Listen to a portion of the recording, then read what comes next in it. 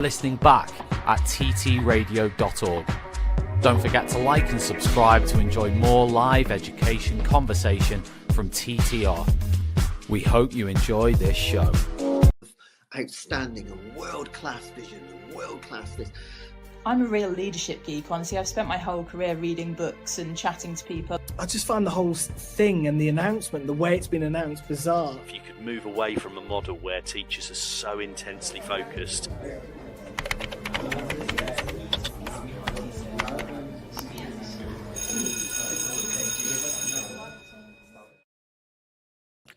Good evening and welcome back to Teachers Talk Radio, Tuesday Twilight Show with me, Timia Kadar, every second Tuesday from 6 p.m. live and then on your favorite podcast channel. Every second Tuesday, we focus on a hot topic in higher education with some brilliant guests that I'm so happy to have on this show. And today, our topic is gamification and play in higher education and the pedagogy of play and gamification, how much we use it, how much we don't use it. Actually, I personally think it's really missing. We could use more, but we will discuss it in more details. And I can't wait to invite my guest to the stage, who will share a lot about her own experience. But before that, I would like to thank our partner who is making it possible for everyone to listen to this show free, and it's Hashi Learning, who are publishers of professional development books and resources that support great teaching and learning in schools around the world. So if you want to level up your professional development today, then please visit this website, hashilearning.com, and look at the titles. Our other partner is AQA, who know teachers are the real experts in the classroom, and they really work closely with teachers like you, combining your insight with their assessment expertise to create resources, tools, training, and guidance that genuinely make a difference. They are the UK's most chosen assessment organization, so you might probably know them. And as we head into the exam season, AQA are focused on helping teachers feel supported and ready. And here you can find their website and where you can find out more. And now, without further ado, I would love to invite to the stage my fantastic guest. Hello, Gali. I have Professor Gelareh Roushan-Easton, and I will just call you Gali. Hello. Hi. Very Hello nice there. Hi, Tamia. How are you? I'm very well, thank you very much. And I met Gali previously at a conference where I also listened to her talk, and I just said, oh my God, I have to have her on the show. So I'm very, very thankful. And just a very short introduction is Gali's Professor Emeritus at Bournemouth University, where she's also a researcher and author and currently working on a book, which is Leadership in Higher Education, a topic that will come back later on. So thank you so much for being here with us today. And just to add, we also invited another speaker who was so generous to agree, but there were some technical issues. Dr. Nicola Whitton, she's absolutely amazing, Dean of AI in Education and Professor of Digital Learning at Play at Northumbria, and she agreed to come back later. Okay, so Gali, let's start a bit about why I chose this topic is that obviously, gamification play has provenly improves engagement. Just think of the game industry, right, which is quite addictive. So just imagine if education assessments could be as addictive as but it's still missing, especially in adult education. Probably in primary is still there, but not in adult education. So let's just start a bit about putting it into context. What is it really? Just to make sure that we are talking about the same thing. Can we a little bit define, or not necessarily define, just put it into context? Sure. Thanks, Timia. I'm also disappointed that Nicola, with her I know massive expertise in these areas, wasn't able to join this one, but I look forward to hearing her thoughts in future sessions. So I think the way I come to this is my background was IT, technology, information systems, mainly around, for business application and so on. So that's how sort of my background has developed into then the digital dimensions into pedagogy and into learning and teaching, particularly in higher education. So we've been in higher education for over 30 years now, which is just a privilege. Absolutely. But having worked with students in different roles that I've had, I obviously as an educator, but also I've had sort of program leadership, course leadership, that sort of thing, and then heads of department. And so looking at student voice from different angles and understanding as the years went by what we're looking at in terms of students and the way they learn and the way they engage. So it's a massive change where we are for many reasons, but specifically going as well. Okay, let's not yeah forget. I just put it. Okay, we come to the main point that of your topic, which is around play and gamification, and as a student myself many years ago, I experienced sort of gamification in higher education, and I've been an advocate for it over the years before we've had it. So many sort of technologies, digital technologies readily available now that we can apply. So I'm absolutely an advocate, but I can't help think that there is a distinction between learning and by playing and designing pedagogy around play and gamification as potentially two could be overlapping, but they're quite distinct as well, I think, in their core concept. And to prepare for this, I went back to, as an academic, went back to sort of publications around this, and they seem to be a way of sort of looking at these two areas, complementary, but also separately as well, which I would agree with. I think with play, there is as a concept, which is excellent because we want to make it fun for students, for our learners at any age. But I think it's very much around a joyful discovery. It's really driven from the learner's curiosity. That's why they play with the different concepts, with the different thoughts. You could have, physical, things for them to play with, or you could have, just around the thinking of thinking differently, thinking playfully. So I think it's very much driven by the learner. You can, as an educator, be coaching them and helping them through, but that initial, the intrinsic sort of curiosity to learn is there. So that comes from the learner. And with that, as an educator, you can create different pedagogies, as you might do, I believe, from gamification, which I think we're all clear about the concept of gamification, which the motivation is really extrinsic because you're looking at being rewarded for something.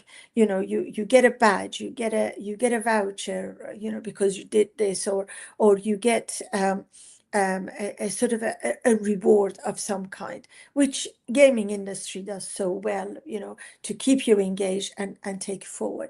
And I believe you need a different pedagogy for that, and it's somewhat subject sort of discipline driven as well, I believe, because there are examples to suggest that. But I think with that, you really have to, you're trying desperately, I feel, as an educator, to engage your learners and your students. Whereas with pedagogy of play is very much about, they're already there. They might get more engaged and they might invest more of their time. But I think the underlying motivation to learn is there, which is why they engage. But I think with gamification, it's like, okay, well, this could be a really difficult topic. So let me break it down and let's just play a game. You know, you might do even quizzes with some reward of some sort, and get the learner, oh, okay, all right, so I get it. If you apply this to that, then it could mean that. And I see it all the time in higher education, where educators from diverse disciplines engage with students through a film, for example, a clip or a celebrity, or, you know, an important, you know, news topic, etc. So we're trying to raise the students' engagement to say, oh, she's talking about that. Okay, I know a little bit about that. So let's see how this is going to take me on this journey of learning with that. But I think with gamification, you have to keep repeating this concept. And that's why I think the pedagogy is slightly different, because you have to keep the learner in the game, or in the game mindset, because it's extrinsic, and keep recognizing that they've learned. It's not a good thing or a bad thing. I just think they differ in these ways. So the learner itself couldn't just go through the process because they keep wanting that engagement, and you as an educator have to keep doing that. And now the beauty of, you know, technology, we're able to do that much more, and we're able to help students sort of engage by bringing in interactiveness into the play, if you like, for students and the learners to have that extrinsic motivation to play. So it could be a short-term engagement, and then repetition is important.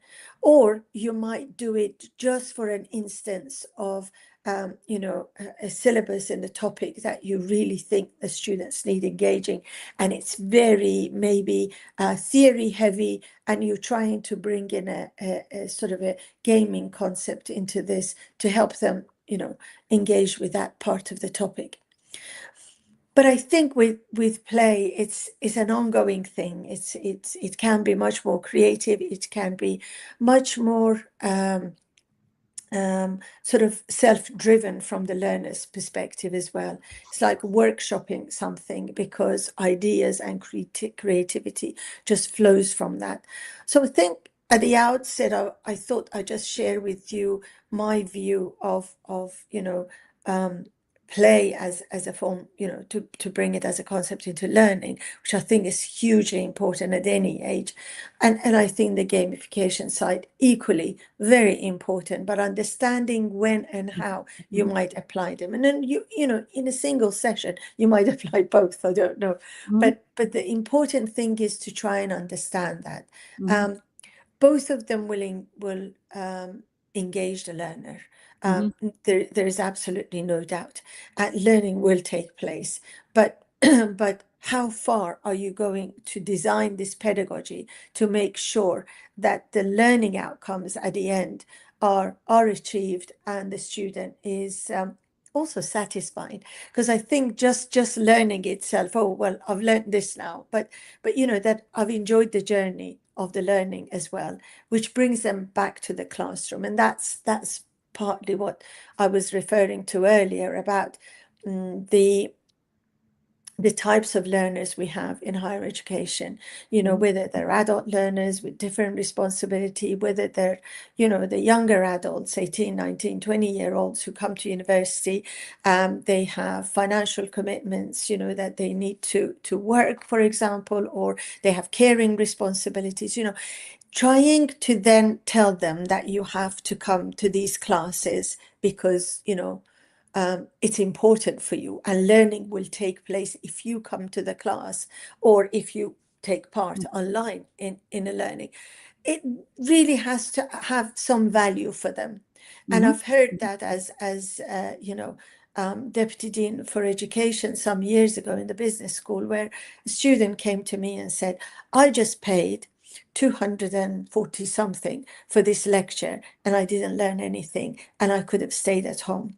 So, you know, when you hear a student voice like that, it sort of brings it home to you how much they're investing for that one lecture, 1 hour, they come to you. As I said, it could be online learning, but what are we doing with that time? And why is it that they can't study that chapter from 2-3 chapters, maybe in different books, and learn that rather than come to the classroom or be with their peers? So we really need to be adding value. And I think that level of engagement takes a different mindset, increasingly a different mindset than a didactic sort of, you come to the lecture, you listen, I talk, and then you go away and write it in your assignment and so on. So I think that is increasingly at the core of higher education. Why students would want to do a degree, how they might want to do a degree is a huge investment. And when they're there, what are they learning, and what added value they get from the tutors and from the educators. Yeah, thank you so much, Gelareh. This was super important to make this differentiation now, the pedagogy of play from the learner's side and gamification, which more like the reward. And we will bring examples, I hope, on both technology driven and probably non-technology driven as well.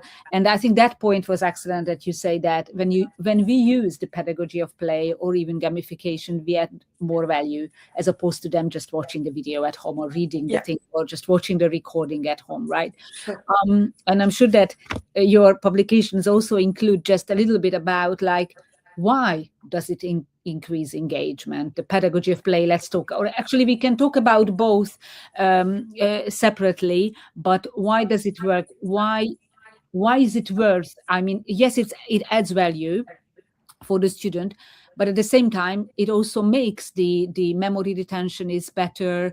It makes it more engaging. It's very more exciting. So is there any research probably that you've done or know of that proves this also scientifically, that it really helps the students also with actually learning and remembering and being able to apply this and being able to connect with their peers and group work? Is this also something that helps when you use the pedagogy of play? Yeah, I mean, firsthand, I've seen it in universities where colleagues are probably colleagues more from a practice-based background who come into teaching or who are doing teaching concurrently. And you find they're the best engagers because they have lots of examples. They have lots of different contexts to apply the theory to. So that helps the students. I've seen this to the point that where students, first-year students, typically mostly 18-year-olds, in a very large cohort of a course, who had the class recorded every week, and yet that classroom was full every week with the students coming because of the style of the tutor, of the educator. And she used multiple examples, and she engaged them in various sort of active learning, sort of even in a large classroom, very much an active learning sort of audience participation, if you like, techniques that went massively, earth-shattering in terms of technology and so on. Very sort of simple technology that we had in the university at the time, and now we've got them even at a more advanced level on apps, etc. So she engaged them, and she made the topic sound exciting.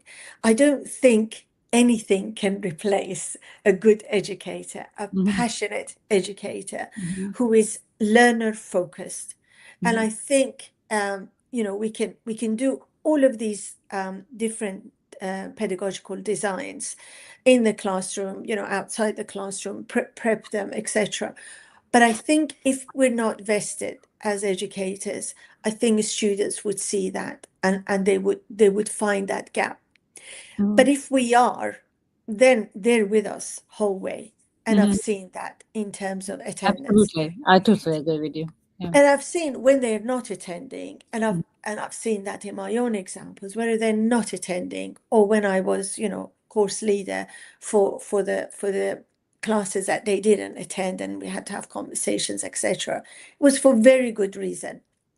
You know, if the educator was engaging and they gave good reviews for, you know, good feedback for the educator, I think the challenge was that, you know, they had caring responsibilities, a sick mum or member of the family, or they had, you know, childcare responsibilities, or they had work, etc. So it was always for good reason. It wasn't because they were just disengaged, you know, with the learning. So I think we need to be mindful when we talk about different pedagogies that at the heart of this is the student. And our student body has changed a great deal, particularly post-COVID. I think we're still teaching students who've been affected by COVID, and their learning has been affected by COVID, etc., and they have their own preferences. But once we start seeing the world from their perspective, then and all we need to do is talk to them. I don't think it's, you know, there's lots of research out there, but your students are your students in the classroom, and every day you can get feedback by the way they're responding to your content. And the way you ask questions and the way you engage with them. So some of these pedagogical design need to be on the foundation of a student-led pedagogy. That's why we do it. That's why, you know, we think about gamification. I mean, some years ago, I remember I asked a colleague from another university to come with, only because I experienced it when I was at university, where we had a sort of a game, a business game for our induction week. And that business game, it was about 80 of us, and we were in groups of 4 or 5. And that game, online game, which was at the time run from Manchester University, that online game made us learn so much about the importance of the different functions in the business, because we overlooked something, thinking, oh my God, you know, our finances are everywhere. You know, we need to tidy this up. We went and reduced, you know, the marketing budget, and then, you know, we paid a heavy price for it in that we lost. But the game was instant. It was, you know, instant feedback to us as learners. Although, you know, the course leaders were sort of, you know, all over it in terms of helping us navigate. And then we had confusion. You know, what should we do now? And then they would help us. And so many other examples where I've been through it, through, you know, a sort of a program-based, an online program-based game, business game that we did. And I did that for my own students. And this colleague came from another university, brought all because it's a closed sort of network, you know, for the game. So he brought everything, or he designed the game. And I replicated that for my MBA students, and the feedback from them was great as well. It sort of set the scene as well. I didn't do it throughout the course. It was just an induction week, just to see what you're getting into, what sort of topics we're going to cover, what are the significance of the different, you know, roles within each of the areas of the business, and, you know, what you can take away from it. So I got them to actually do a reflective piece as well at the end, not just feedback for me to say whether the game worked or not, because I think that was pretty successful, so I was pleased to see. But it was more about, oh wow, I didn't think about this and I didn't see that. So when they went into the actual modules and study each of those areas, I think it had an impact on the way they looked at the I'm excited about the whole thing, right? Absolutely. It was a holistic view of business education. Yeah, absolutely. So I think now where we are with technology, I think it's just a game changer completely. It really is. I know it sounds a cliche, but it really is a game changer for our learners, but for us as well, the way we see things. I think when I first started looking at AI in my university, because that was part of what I did. I was helping to educate educators to use AI or to understand AI to begin with. And I'm sorry to say that I still, working with other universities, I still go to meetings where people talk about, well, turn it in functionality, and I say, oh, I know. please, we really need to get away from that. It is where we are. It's been moving really rapidly. And I think what we haven't been doing as a sector, we haven't been doing very well is to look at, rather than how do we catch students who use it, actually how do we help educate students to use it, because that's where our added value will come in, because they're going to go into work and already knowing what they can do with AI, responsibly, Absolutely. and how it's going to help them become the professional that they are in their own discipline. And if we cannot do that in the university, by the time they graduate and go out there, they're already behind, and we've done them, I think, a huge disservice. So this sort of level of literacy for educators and then for the students, I think, is something that needs work on. And it needs investment. And looking at where we are in HE at the moment with all sorts of, financial issues for many universities, I think that's also not helping either, because we really need to invest on the digital capabilities of the staff and our students. And it is huge. I mean, Oxford University, this week I saw that they have ChatGPT license for student and staff. I was asked this from staff, probably about 2.5 years ago. I was there thinking, oh, yeah, we can some, but not all. And then even ChatGPT took ages to come back to us to see whether they've actually got a higher ed license or something. So because things have been moving so rapidly, but we've had time to digest some of this and see some of the capabilities of AI, where gamification gives you immediate response, like you've done an error. And can you just, sorry to stop this, but can we just bring some examples of the pedagogy of play? Even gamification can be technology-led, AI-led, but also, like, I don't know if you tried Lego or any kind of props, actually physical props, that even in a business environment, when I just bring in some, I don't know, I was teaching digital marketing, but at the same time, I was bringing in these shopping bags where they have the brand logo and how those various shopping bags look like, which actually customers carry on with them and are the advertisers of that brand. And it was interesting to see, even in a digital marketing environment, as a prop, really. And so just a few examples. I think that example was really great with the business game, which you used as an induction, and in other, and we also use it as the actual module in some of the modules, which I think is a perfect way of gamification and play. It's actually the game that we play. And as you say, it immediately gives you the feedback, and you don't even need the lecturer to give you the feedback, but obviously you need a lot of support. So if we can just have a few of these actual examples that you've seen or would recommend or worked with you, or anything like that, a few technology driven and non-technology driven. Even I can imagine that 30 years ago, not everything. So I mean, in terms of physical things, I've brought in, because I used to teach some time ago e-commerce to business students.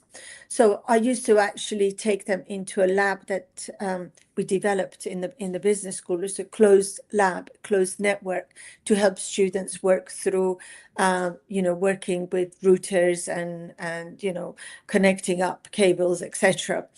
And so I used to use that as a form of a game for students who did e-commerce to start thinking about, well, what stages do you have to go through, and what does it look like for the customer? Because my background is IT, but then I went into business, and then it was marketing, and then digital marketing as well. So that e-commerce, that the whole idea of e-commerce, but using our own labs. I also worked with publishers at the time. I think Pearson had some test banks that were really helpful, and it helped me to use it as formative rather than the summative. We had the summative as well, that they had to work in the lab to do it, but as a formative, I would just randomize questions on the module area, and then the students will have a play and get, again, instant feedback, which is what I love about the technology, in the sense that, you know, you have to put in the time to set these things up, but actually the reward is great for you and for the students, because you see them really going through this learning journey and then come back to the areas that maybe they need more work on. So that was instantaneously, rewarding for me and for the students, because they kept going back and they kept changing it. Also, I think as marketeers, we've definitely taken brands into the classroom.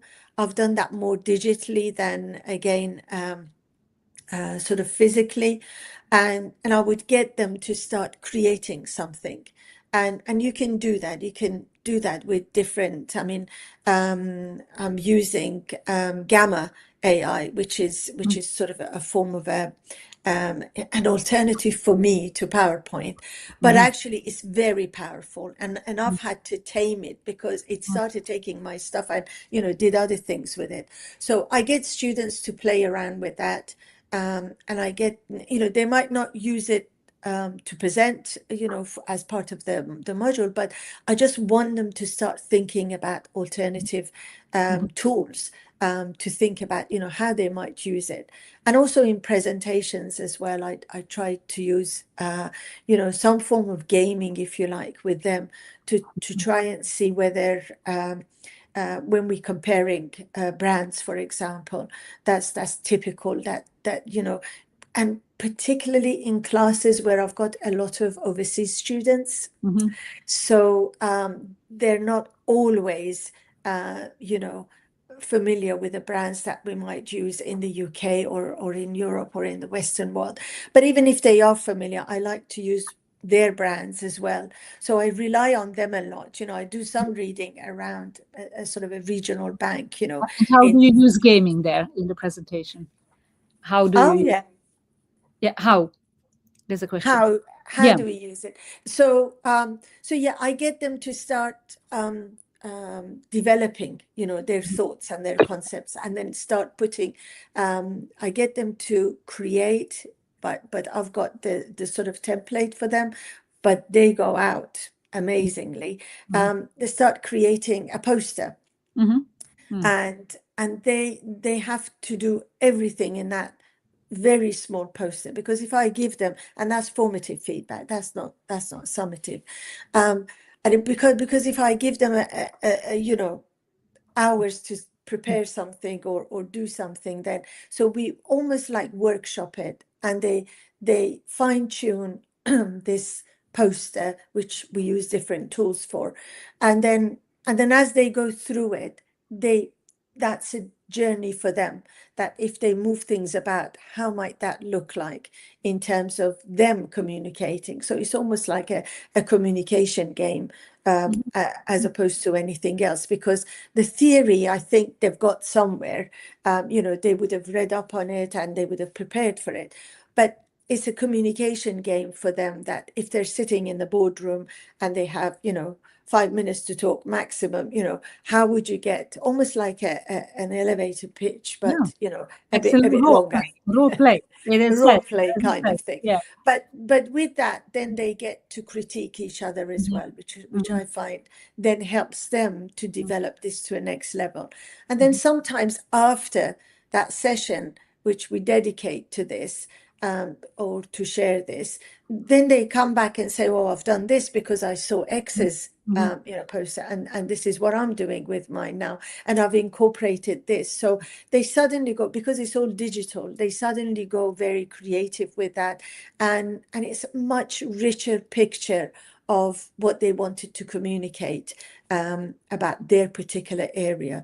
And they have lots of choice as well. I think choice helps with students trying to, you've got different students from different learning backgrounds as well. And again, you have the added value that they wouldn't get when they just stay at home and watch a video on that topic. Yeah. So that is a perfect example. Thank you so much.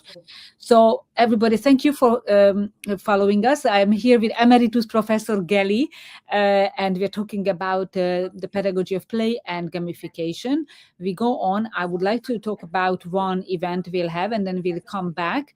This is Tuesday Twilight Show at Teachers Talk Radio, and today's topic is gamification. And my next question, Gelareh, will be about the faculty. So how to get the faculty to involve it, and what are the barriers, and what do you do to overcome them?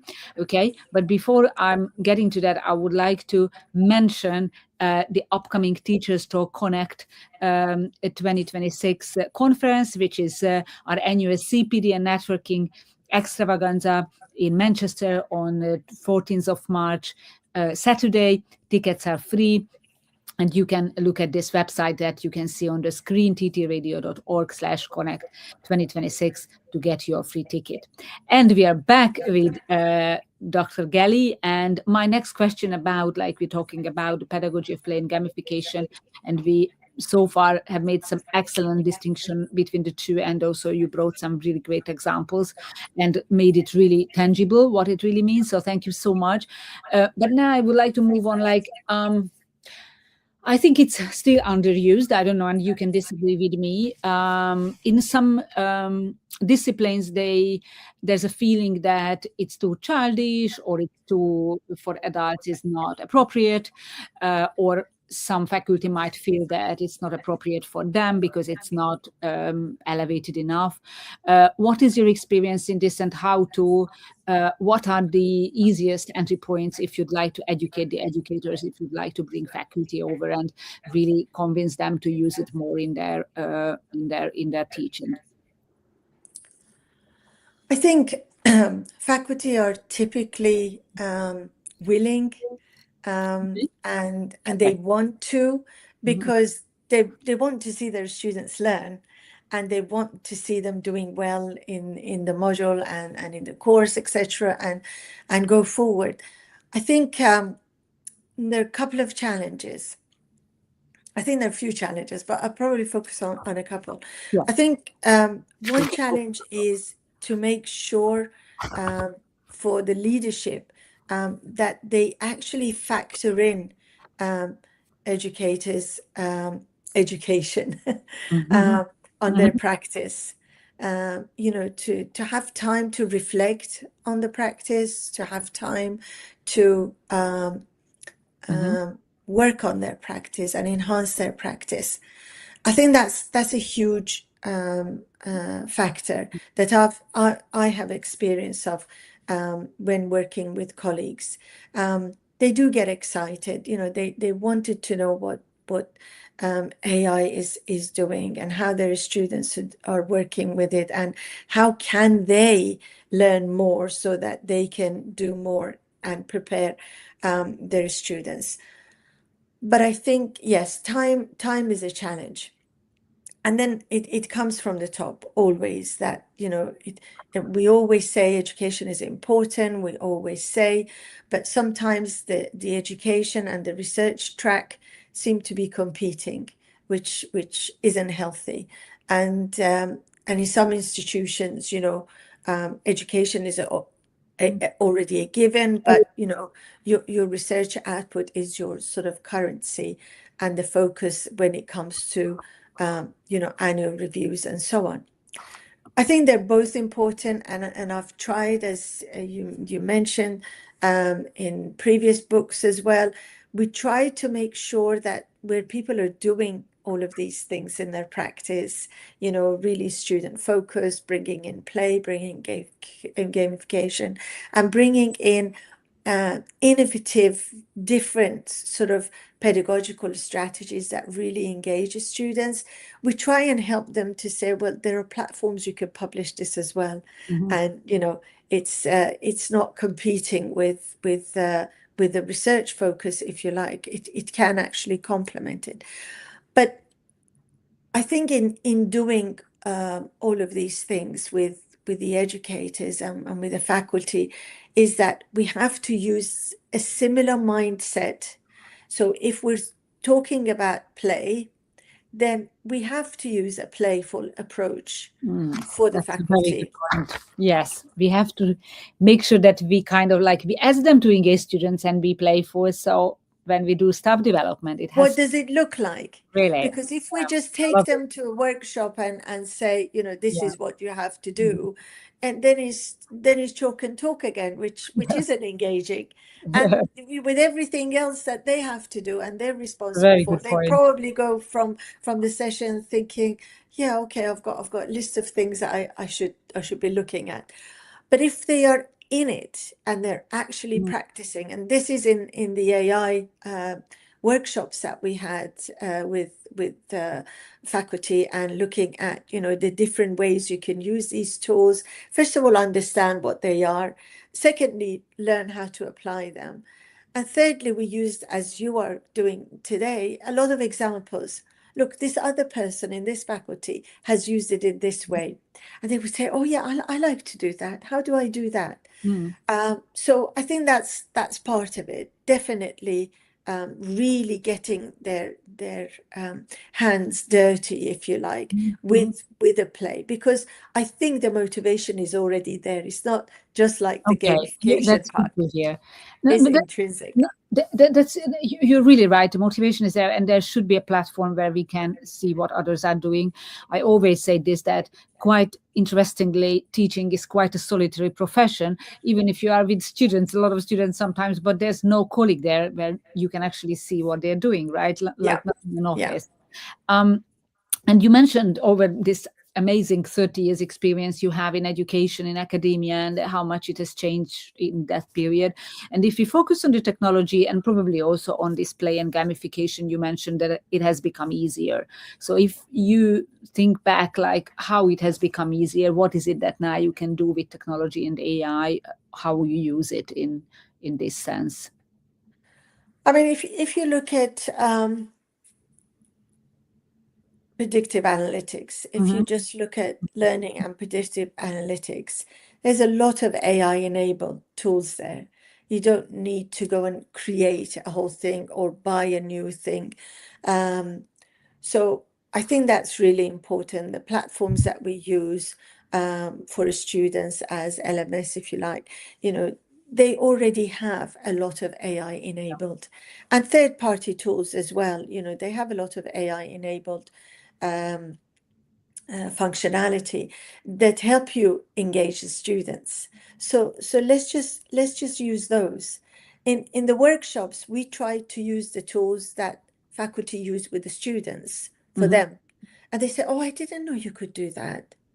And then we would always have an advocate, you know, from either another discipline or the same discipline say, they've used it, listen to them. So our job wasn't to say, do this and do that. Our job was to provide the support, absolutely.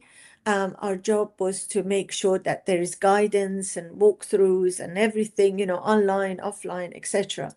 But our job was to help educators see the art of the possible.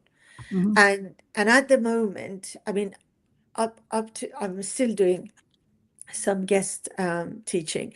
So I know that there are tools that we can use to engage the students. So I would look at the LMS, for example. I would look at, you know, I've put on something for the students to see. This is what we're going to talk about, you know, have a look at this area, have a look at that area. If you've got any problems, go to this bit.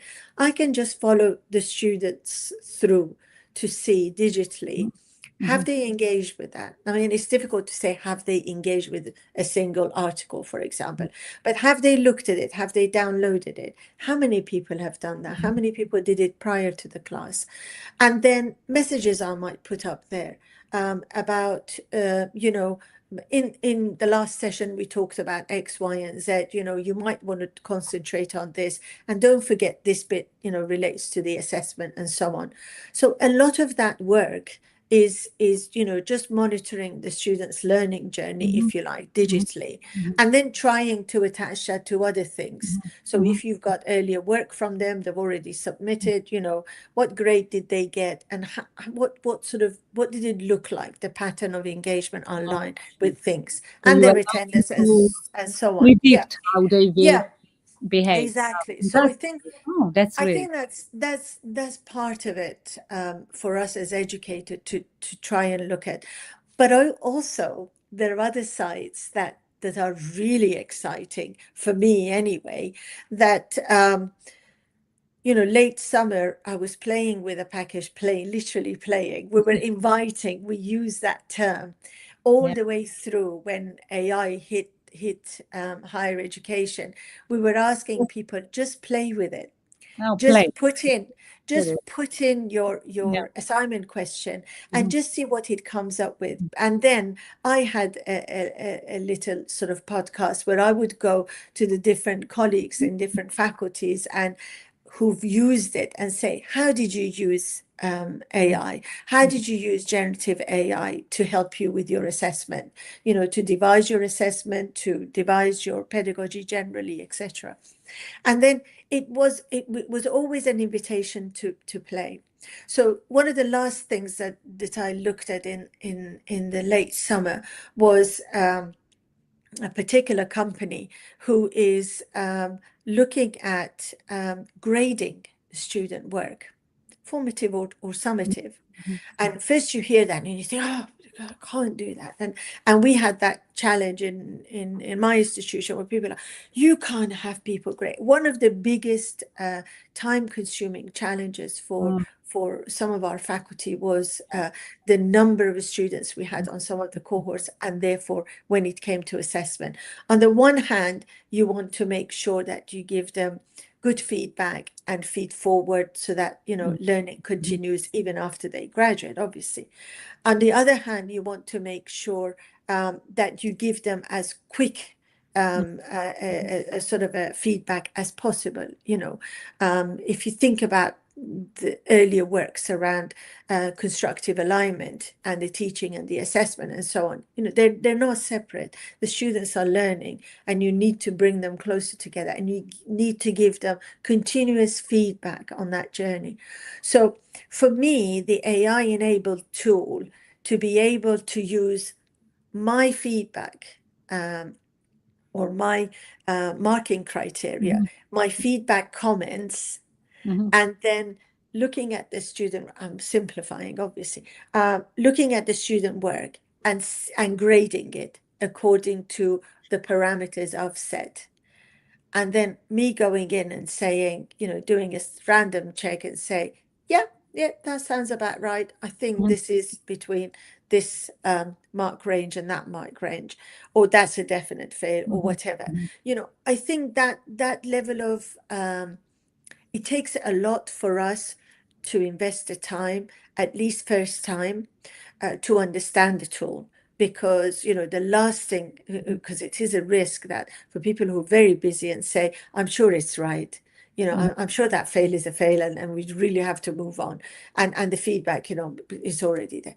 So I think it takes a lot for the educators to understand the complexities of these tools, learn about them, and start then putting that into practice. And I think AI can really transform this. It was a form of a game for me, because I would change this and change that, and then move something else to somewhere else, and then find out actually maybe my marking criteria needed revisiting as well. So I would do this back and forth. So it was a bit of a game to adjust, you know, what I was trying to get out of this. And it was only a pilot study, so, you know, it wasn't sort of ready to roll out to students.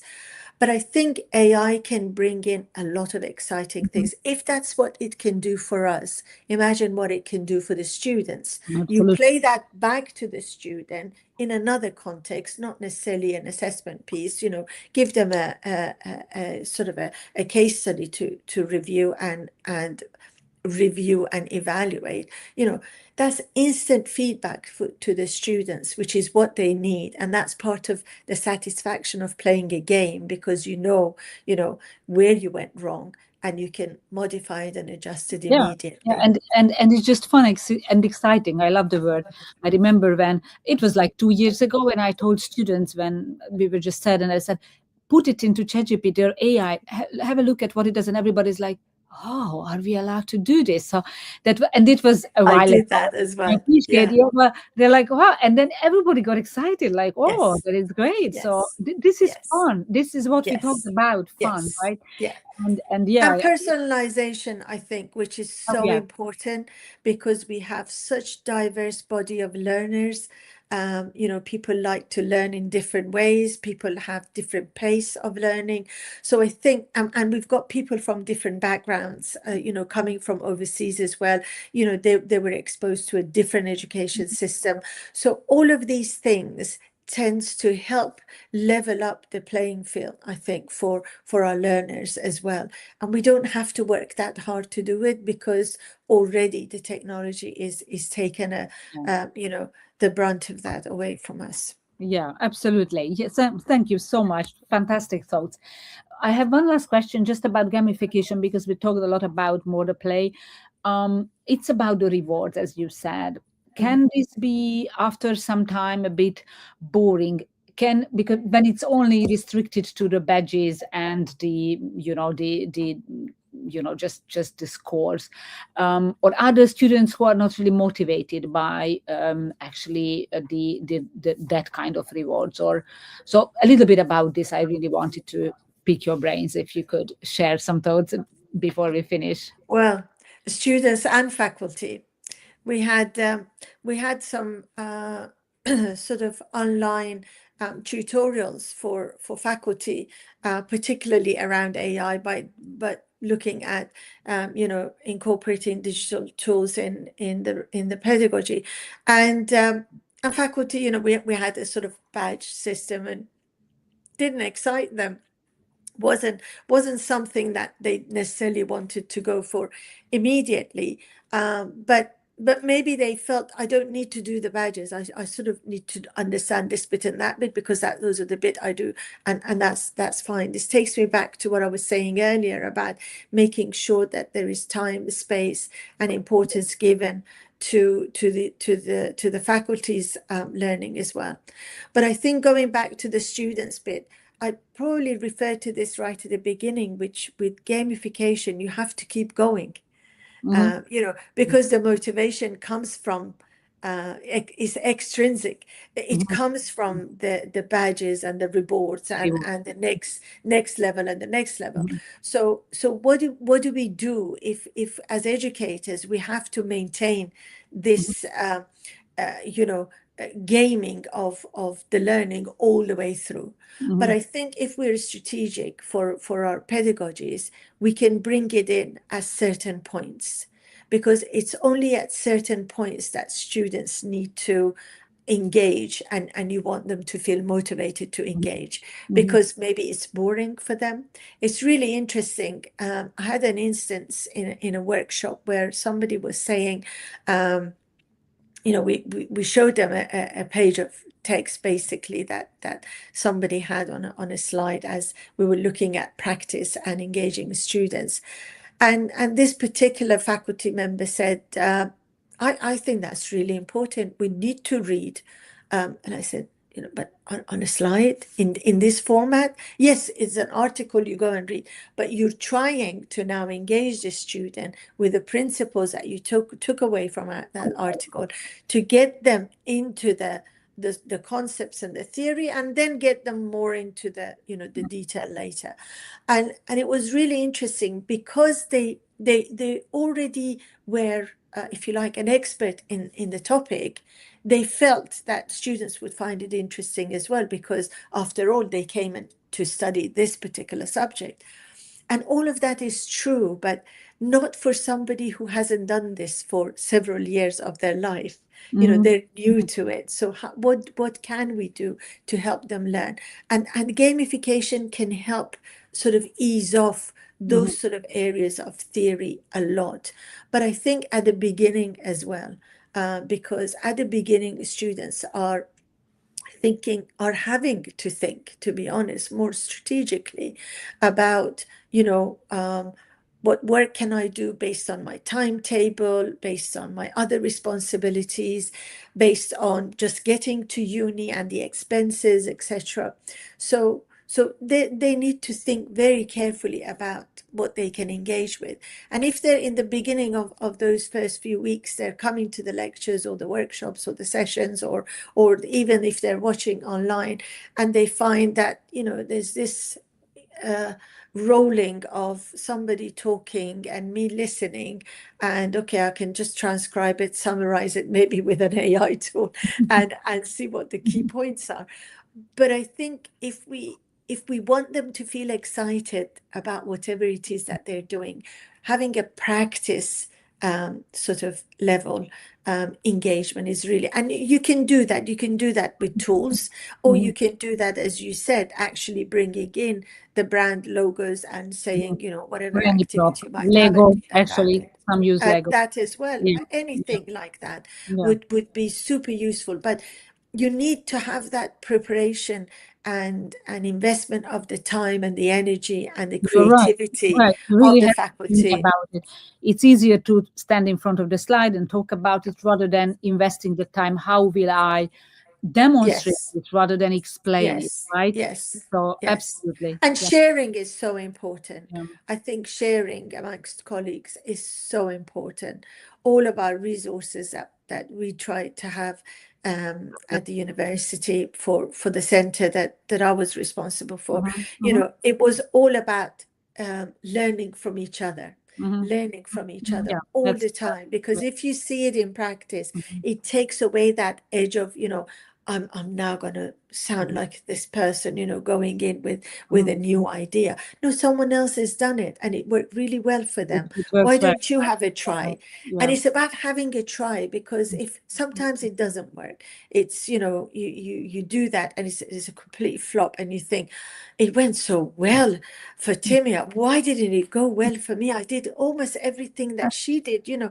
But it is part of our personality, our character, and until we build that confidence, we're going to have to keep trying different things. It doesn't have to be the same practice, but different practices to engage the students. I think we owe it to them. I think they invest a lot these days to come and study at university, and I think we need to continue to recognize that and understand that. That's fantastic. That's a fantastic closing sentence. And I'm so thankful to you, Gali. I'm fascinated by your experience and knowledge, really. And it went so fast. I mean, you just shared amazing takeaways on everything, really, beyond gamification and the pedagogy of play. You really shared a lot about what our role is as educators and how we work with faculty, what we do for students. So thank you very much for being here with us. And if you don't mind, I would be very happy to invite you back later on, because you have a lot to share. So thank you so much for being here with us, and have a wonderful rest of the evening. Thank you, everybody else, for listening to us for in this week's Tuesday Twilight Show at Teachers Talk Radio. I would like to thank our partner AQA, who are the UK's most chosen assessment organization, and they are focused on helping teachers like you feel supported and ready. If you want to find out more about their work, then please go to aqa.org.uk, and then you will find out more. And our other partner is HushyLearning.com, who are publishers of professional development books and resources that support great teaching and learning in schools around the world. So visit their website if you would like to know more. Thank you everybody for listening. This was a fantastic topic and an amazing speaker. So I'm very grateful to her and to you for listening. You can listen it back on your favorite podcast platforms. And I really, really recommend you to listen back if you haven't been here for the whole show, because Gali really shared some amazing mindset, really, I think, mindset, and also examples and many, even some tools. So thank you for being here, and I will see you in 2 weeks. But meanwhile, we have many other shows at Teachers Talk Radio. So please also follow those. Outstanding and world-class vision and world-class this. I'm a real leadership geek, honestly. I've spent my whole career reading books and chatting to people. I just find the whole thing and the announcement, the way it's been announced, bizarre. If you could move away from a